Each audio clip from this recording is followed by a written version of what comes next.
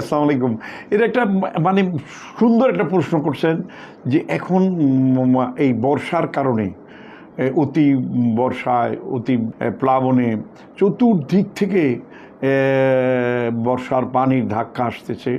পানির ভিতরে বিভিন্ন রকম জীবাণু ময়লা এগুলি ধুয়ে মুছে আইসা আমাদের পরিবেশকে দূষিত করতেছে।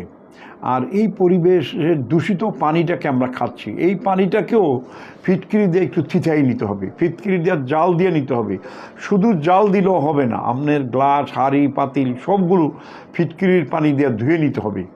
না হইলে পরে এটা কিন্তু ডায়রিয়া ছড়াইয়ে পড়বে। আর একটু হলো স্যালাইন যদি আপনি কিনতে না পারেন, আপনার যদি আল্লাহ তাআলা সেই সমর্থন না দেয়, আমরা আপনাকে স্বাগত জানাতেছি। আপনি নিজে এখানে দরকার হলো আপনার 1 কেজি গরম পানি, সেটার ভিতরে 1 চিমটি লবণ আর 1 মুঠি গুড় বা চিনি, এই 3টা জিনিস আপনি সংযুক্ত করে আপনি একটা স্যালাইন তৈরি করে নেন, যেটাকে ওর স্যালাইন বলে, লিকুইড স্যালাইন আপনি তৈরি করেন। বা বাজার থেকে তো আপনি কিনতে পারলে কিনেই ফেললেন, না কিনতে পারলে গরম পানিটাকে একটু ঠান্ডা করে নেবেন। তারপরে ওইটার ভিতরে 1 মুঠ চিনি বা গুড় আর 1 চিমটি লবণ। আমার কথাগুলি শুনেন, মনোযোগ দেন। আপনারা যারা প্রশ্ন করছেন তারাও অন্তত মনোযোগ দেন। আমি ধন্য হব আপনাদের মনোযোগের জন্য।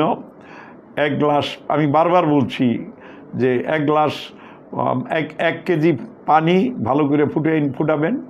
তারপরে তার ভিতরে 1 মুঠ চিনি, 1 চিমটি লবণ, এগুলো আপনার ভালো করে ঘুটবেন, নাড়তে হবে, নাইরা আপনি স্যালাইন তৈরি হয়ে গেলো। এই স্যালাইন আপনার বাচ্চাকে 1 চামচ 1 চামচ করে 8 ঘন্টার বেশি রেখে খাওয়াইতে পারবেন না, 8 ঘন্টার মধ্যে ওটা ফালাই দিতে হইব।